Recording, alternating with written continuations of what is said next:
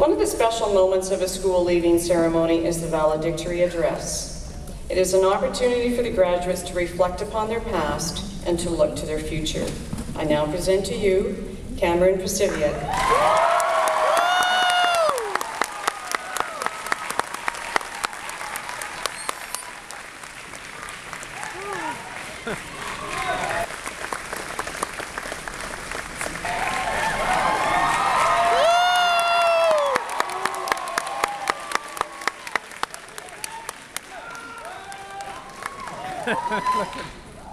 Good evening and bonsoir. Guests, Moscrop staff, proud parents, guardians, and fellow Moscrop graduates of 2011. I want to start by congratulating my peers and telling about how thrilled I am to have been given the honor of giving tonight's valedictorian address. I've been trying to find a way to share my feelings about graduation, but this has been no easy task. Should I talk about the excitement I have about my future, or the opposite, the fear I have about leaving our safe little nest that is Moscrop?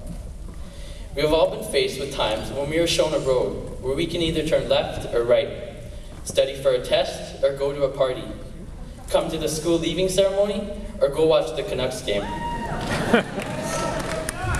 But the more I thought about these contrasts, the more I began to think that these choices may be unique to everyone, but they are faced by all. Through our opposites, we are the same, a paradox. And by the way, you can thank me later for helping you study for English Provincial. When we look back at these years at Moscrop, we see all the experiences we have shared together as a grad class. Events like Woodstock and Cornfest, to just those random times at lunch when you see someone act the fool while playing in intramurals, or when an intense conversation is interrupted by the ring of a bell that isn't even a bell. But it hasn't always been fun and games. Some of your memories may include an argument with a friend, or an exam mark or clothing choice that you stressed about. These seemed like they were make or break your future, but we soon learned the big picture. They didn't. Light or serious, negotiations in high school have taught us lessons about relationships with others and with ourselves. Lessons that we've had to learn the hard way, by living through them. In getting to know who we really are, we've tried on different personas and masks over the years. With our teachers, we may have presented ourselves as a Kate Middleton or a Prince William, when really we may be closer to Snooki or the Situation. But something tells me they aren't always fooled. Now, I'm not saying that any of us would arrive in an egg or covered in meat products to grad, a la Lady Gaga, but in some ways, we've been trying on different costumes during our time at Moscrop. Some may have tried the role of scholar, while others have mastered the art of couch surfing, and some have come to master both at the same time.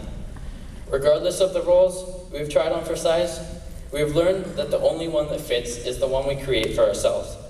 As we leave Moscrop, I think of Oscar Wilde's words, "Be yourself, everyone else is already taken." I feel so lucky when I think about being at Moscrop and in Greater Vancouver, Canada. Moscrop may not have the best sports field, but instead, we have the biggest heart. There are so many ways for students to be part of something greater than themselves. For example, in athletics, academics, robotics, community service, or the visual and performing arts. When we compare our lives here to places around the world, places where poverty is rampant, opportunities are scarce, places where humans have had to survive natural disasters, such as in Japan, where amidst terrible tragedy, we also saw inspirational stories of people helping one another. This is something we often take for granted when we eat at Anton's, listen to our iPods, text on our cell phones, or YouTube lip dubs in epic mealtime. But it isn't just the material gifts we need to appreciate. It is the freedom we have to choose whether or not to use them, and respect each individual's choice to live life the way they wish. We get to experience diversity in our community. This doesn't only occur through planned events like Multicultural Week, but also through day-to-day interactions with each other in the hallway, in the supermarket, or the field. Fellow graduates, look at those around you. Sitting beside you are people with completely different ethnic and religious backgrounds, but who all share similar hopes, dreams, and fears as we embark on this new chapter of our lives. Not only are we lucky to have grown up where we live, but also when we live. We all have the right to choose whether or not to vote, have a career, marry, or have a family. It is now our responsibility to use these privileges well. I'm reminded of a quote from a wise woman with whom some of you may be familiar with. Her name is Aunt May from Spider-Man. It goes like this: with great power comes great responsibility. How will we use ours? What will be our generation's legacy? Will we help fight famine, or will we rack up debt paying for our technological toys? Will we find a cure for cancer, or will we contribute to environmental decline? Or will we do all these things and more? We certainly have more tools at our disposal than any generation before us. We also have graduated during the era of social networking. One cannot deny that Facebook has been a major impact in most of our lives. When we are lonely, we can log onto Facebook and see if there's anyone to talk to. And even if there isn't, we can still find a way to entertain ourselves by looking at people's pictures and commenting on business we have no right to be commenting on. With the click of the button, we can easily plan an event like a birthday party. And speaking of which, who could forget birthdays? Literally. Honestly, how many of us would actually know the dates of all our friends' birthdays or their phone numbers? But this gift of technology comes at a cost.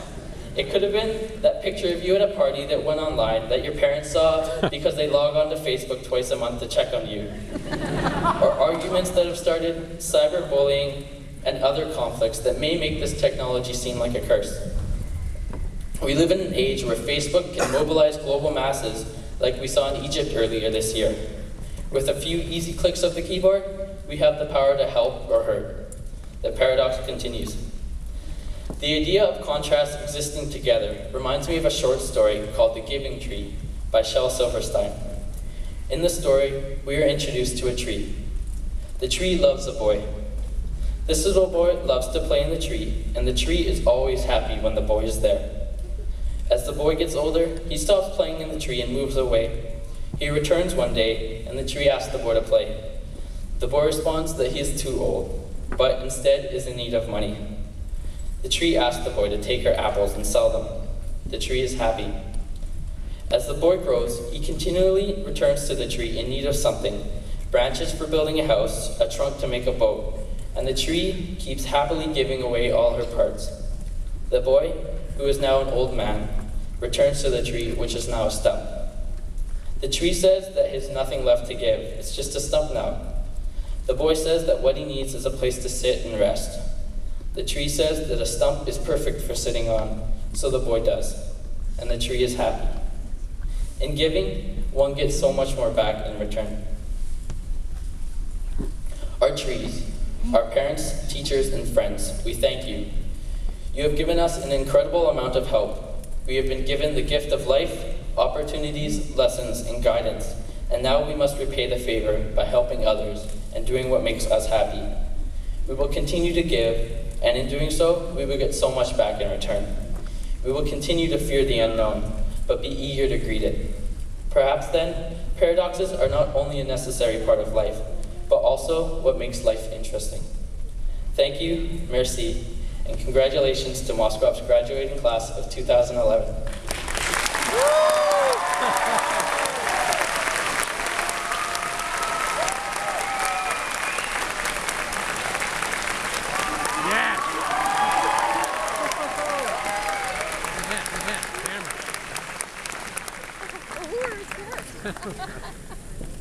Thank you, Cameron. And there is still no score in the hockey game.